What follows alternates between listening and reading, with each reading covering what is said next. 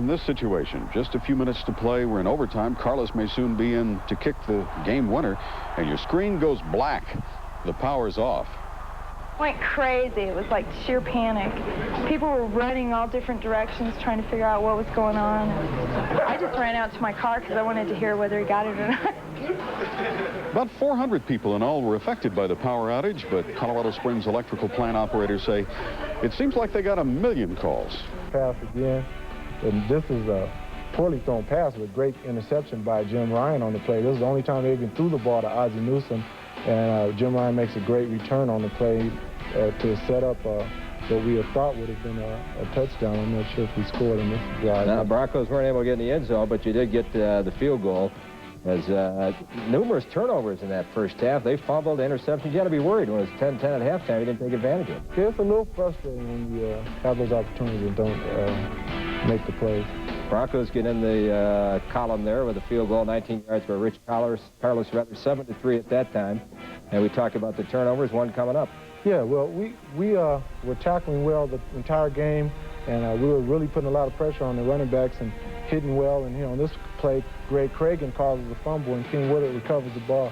We didn't feel anybody touched him on the play, but it was in Cleveland. Had we been in Denver, I think we would have went our way on that one. This is one of the so-called gadget plays. You can see Mark Jackson coming around. John looks downfield, wanting to go deep, and elects to run with the ball. And good for him because he ran down the field for 30 yards. Look very closely at his foot. He slips here, and at first people thought it was his ankle. It almost looks like he gave out there, but the ground was very slippery. It was a little muddy outside, and he proved it later in the day that he was able to run the ball when he wanted to. Dan Reeves calls this probably the greatest play of the game when Gerald Wilhite goes over the top, scores from on the fourth down play. You saw big Mark Cooper out there in front, big little Sammy Winder in front throwing the block, and Gerald Wilhite, who was named AFC's second team All-Pro. He makes the score. He's healthy, and that's good for the Broncos coming up for the Super Bowl. This was probably, I think, showed me this is the best throw Bernie Kosar threw all day. Corner route to Clarence Weathers on the play. Yours truly trying to make the tackle, and Tony Lilly coming over to clean up for me on the play. 42-yard game to set up a field goal by Mosley. The veteran Mark Mosley cut by the skins and resurrected in Cleveland, hits a 29-yarder. That tied 10-10 going off at halftime. But again, you had to wonder, you had so many chances there in that first half with the interceptions, and you wonder, hey, will that come back and haunt us? You do tend to think about it a little, but we felt that it was just 10-10 and the game wasn't over yet. And the big guy who just continues to do well. And, it's amazing when you're a rookie and you can handle the pressure, just catching the ball. Big Orson Mobley, he makes the catch there, but there's a penalty on the play. It's roughing the passer. They attack on another 15 yards, and which leads to what, Mike?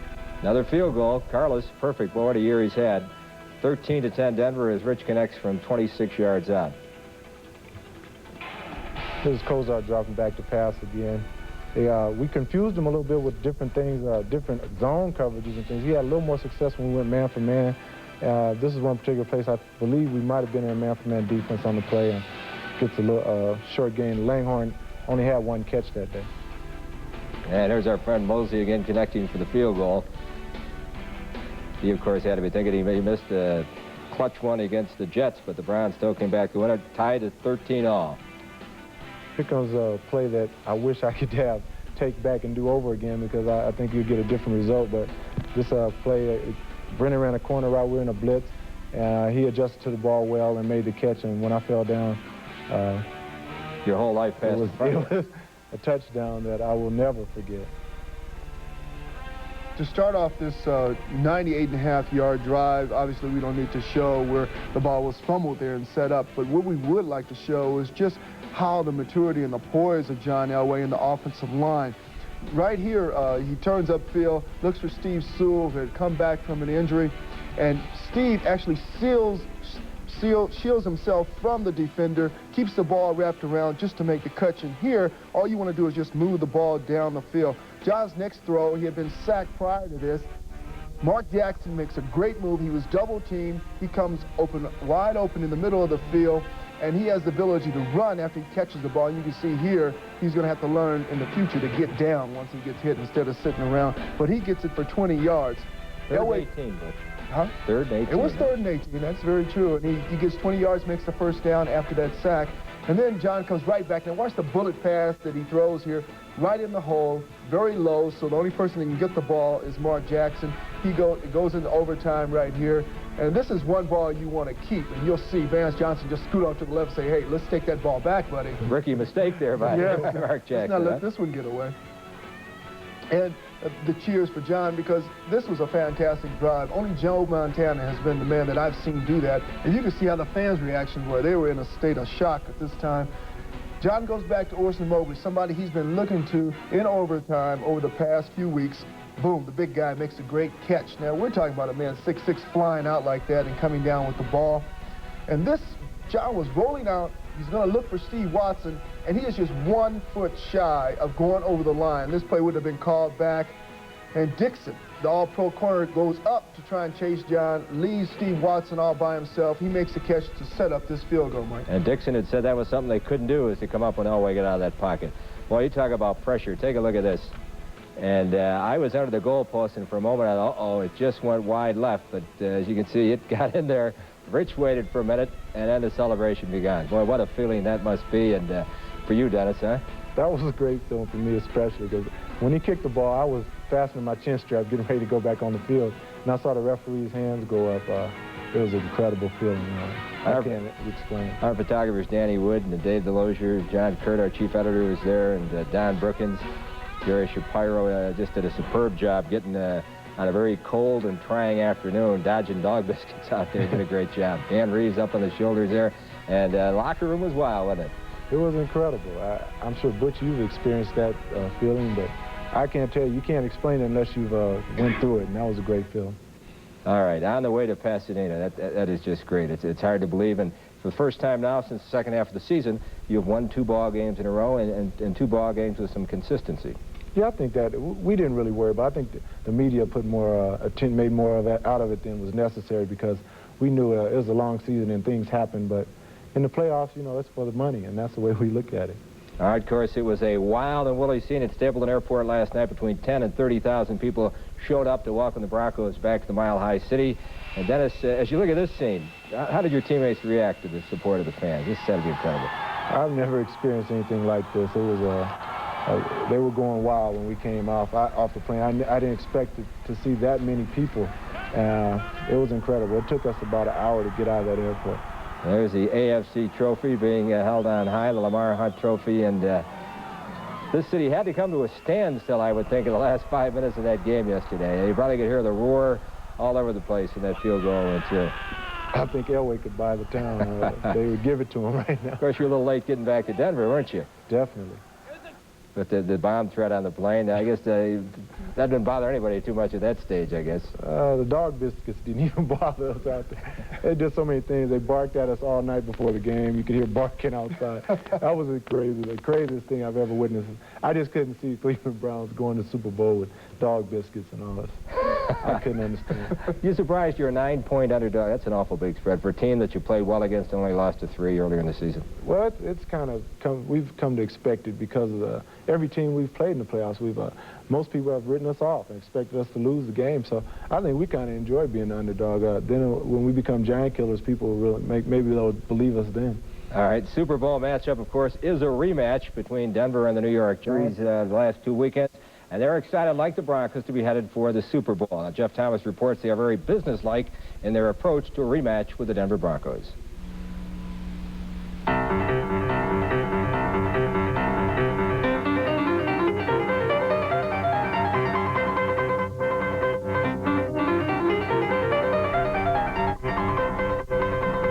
Well, we had a close game with them here in New York, and I'm sure it'll be a tough one. He's a man of few words, but then again, his Giants have done their talking on the field.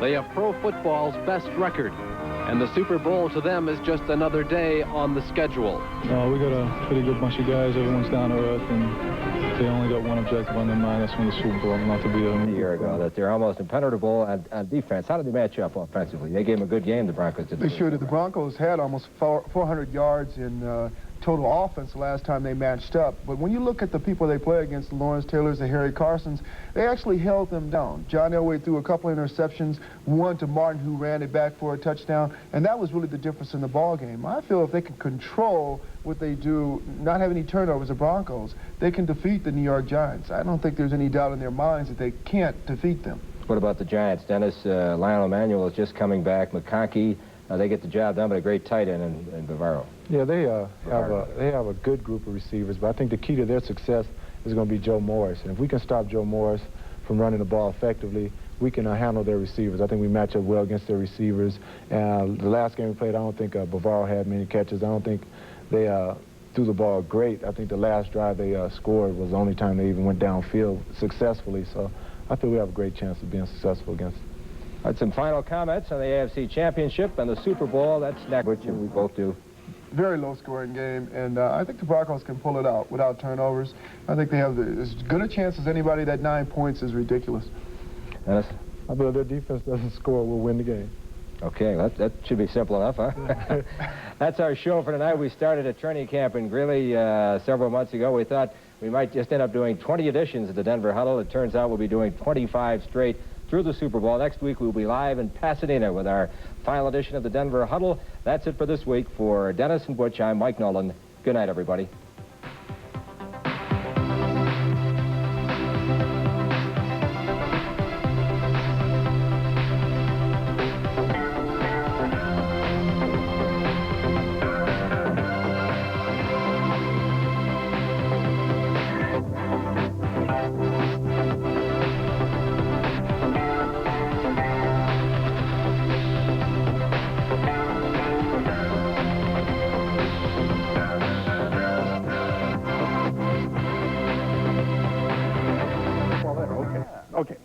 I apologize. Seasons or something? Okay, I apologize.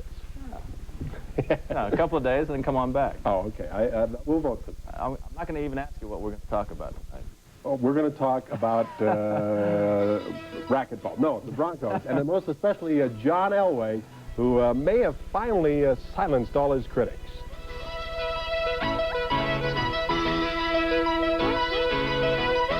Over everything's been said that can be said, but the thoughts still linger. That great drive at the end, probably one of the best. That will go down. If you missed it yesterday, you missed something that a lot of people will be talking about for years and years and years. That was a tremendous, just a tremendous drive. Unbelievable drive under the circumstances. A lot of doubters didn't think they'd pull it out right about then, but they did. They did. And it was a tremendous win for the Broncos yesterday, of course, in a game most said they couldn't win. A brilliant display of resiliency by the entire team, but most especially for John Elway, who may finally have vindicated himself and silenced his critics. Before yesterday's game, Miami head coach Don Shula said he would take Bernie Kosar over John Elway in a big game. But that was before the 98-plus yard drive engineered by Elway to tie the game.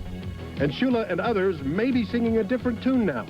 For Elway, the drive was a vindication of sorts. I've got a lot of critics out there, and they've been saying a lot of different things about me, and, you know, hopefully that silenced some of them. But, you know, if it didn't, that's fine. I just want to go out and hopefully take that same situation and do it again because, you know, I just got to go out and do the best I can and play and you know, do some things that I can do. And, you know, that was just a great team effort. Everyone did their job, and I was able to get the ball to them.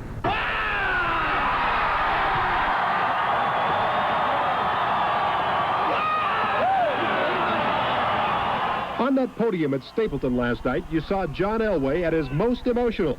And Elway says for good reason. You know, that's something you dream about, to have that, to come home after winning a big game like that and have that many supportive fans out there. It was just a great feeling. John's been quoted in the past as saying you aren't a great quarterback in the NFL till you win the Super Bowl. And he sees no reason to think differently now. Great quarterbacks win the Super Bowl. Woke up and tried to go back to sleep, and I mean, that's when everything started running through my mind, and so I just got up, and I'm not an early morning person. I was up about 5:30, 6 o'clock, and so I turned on the game again to watch it, so I definitely didn't get very much sleep last night. Broncos are going to pick up the pace in a couple of days, of course, as their Super Bowl matchup with the Giants draws closer. The pace is already quite fast enough for the Broncos support staff. These people heard nothing but phones ringing today as they tried to coordinate fan and media operations for the upcoming Game of Games. And getting to the Super Bowl is tough for a lot of people, not just the players and the coaches. Thousands of Bronco fans are calling their travel agents and asking this question: how do I get to Pasadena? The answer is you pay your money and you take your chances. It'll cost you about $2,100 for plane tickets, hotel rooms, and game seats for two. That is, if you can find any. Airline flights to L.A. and even San Diego are booked solid, and one travel agent says every hotel within 100 miles of the Rose Bowl has its no vacancy sign lit up. Now, finding a place to stay is not something the 30 or so members of Rocky Mountain Thunder will have to worry about. They're going to caravan to Pasadena in their RVs. They met tonight to map out strategy and sound a few cheers.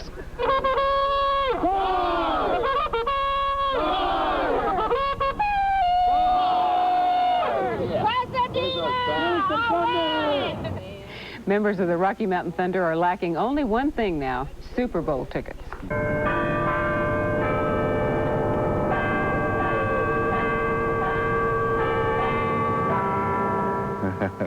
California, Here I Come, a song sure to be on the minds of thousands of Coloradans for the next couple of weeks.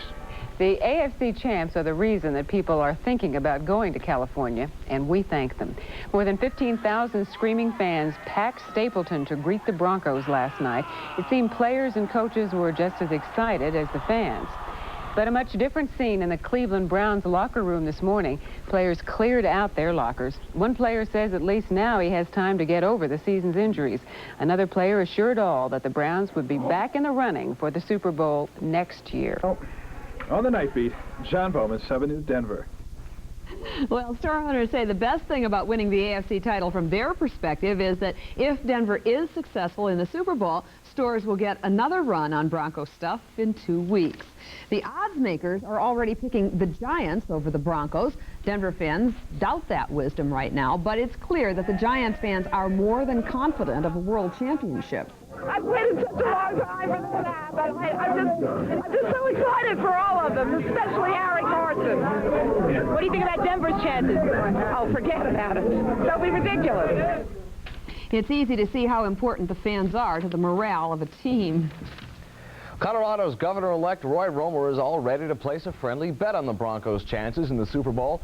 Unfortunately, he doesn't know who to challenge. Since the Giants actually play in New Jersey, he's not sure whether he should be calling the governor of New York or New Jersey. If it's New York, Romer says he may ask for a weekend at Coney Island if the Broncos win. But I would think with 9-point favorite, the Giants to beat the Broncos. We'll tell you about it in just a minute. What happened to the Broncos in Seattle, 3 weeks ago, may have been the best thing that could have happened. Could be. 41 after that humiliation, they went to work. 41-16 defeat. Maybe, and if we go with that theory, maybe we should bring in the Chicago Bears to kick them around in a practice game this Saturday or Sunday. Just beat them up and then have them bounce back. Yeah, and embarrass them. You know what's amazing to me? And I mean, I think the Giants are a terrific team. I think the Giants have proved all year they're the best team in football. But I don't believe that the Giants are an 8.5 to 9 or 10-point favorite. Now, people should understand, the odds makers, when they set that line, that doesn't mean that the Giants are 9 or 10 points better than Denver in their minds. That's the line they want to set to get a lot of action on the game, to get people to wager money. That's where they set the line. That line will move up and down throughout the next 12 days. Now, the Dan Reeves show is up next. Now, you have to know the Broncos are basically a young team, and the man who probably has more Super Bowl experience than anybody in the organization is Dan Reeves, of course, with all the years with Dallas. Now, tonight, I asked Reeves what pratfalls he will warn his team about when they get to Pasadena. I just think there's so many distractions. Everybody talks about the media. I don't think the media is that much of a distraction because you only do it about an hour each day, and anybody can handle an hour each day. It's all the other distractions. You know, all of a sudden you're in the ticket business. Everybody thinks you got unlimited supply of Super Bowl tickets. So everybody that you haven't seen since you were in the first grade is calling you about Super Bowl tickets. Everybody wants rooms. They can't find rooms. They want to know if you can help them with airline flights. So all of a sudden you become a travel agent. Jack of all trades. That's really a distraction. You have a lot of situations. You know, the wives are excited about it. You got a lot of young players on your football team. Their wives want to go out and have a big time. And you know, all of a sudden you overlook the fact that you got to go out and win a football game. There's plenty of time to celebrate after the game. Bronco wives are going to love hearing that from Dan Reeves, but it was well said. And yeah, I think he makes a very good point that time to celebrate is after and not before the ball game. Now, pretty much a normal Monday today for the players. They will take tomorrow and Wednesday off, but today they stretched, they rode stationary bicycles, they jogged, lifted weights, and tried to get their feet back on the ground. But 24 hours later, the feeling, well, it was still a great one. I woke up and I called home and I said, "Did you guys see the game? Did we win?" You know, it's still kind of sinking in, I guess. You know, last night after the game, it was a real weird feeling. It still is. You know, I woke up and say, "Did it really happen? Are we really going?" I don't think it's really sunk in yet. I think it'll really all come out when we actually coming out of the locker room and being introduced as AFC champs, and you got 100,000 people in the Rose Bowl cheering you on. Ricky Hunley. Now, to refresh your memory, you would probably do remember the Broncos and the Giants hooked up in the Meadowlands in late November, one of the most interesting games. Super Bowl Sunday. What time the 21st Super Bowl will take place? I will have the same answer for you for the next 2 weeks. Super Bowl 21. New York Giants versus the Denver Broncos, Sunday, January 25th. The pregame show is at 2 o'clock right here on your Super Bowl station, Channel 7, and it kick off sometime around 4 o'clock, again, right here on KMGH TV 7, your Super Bowl.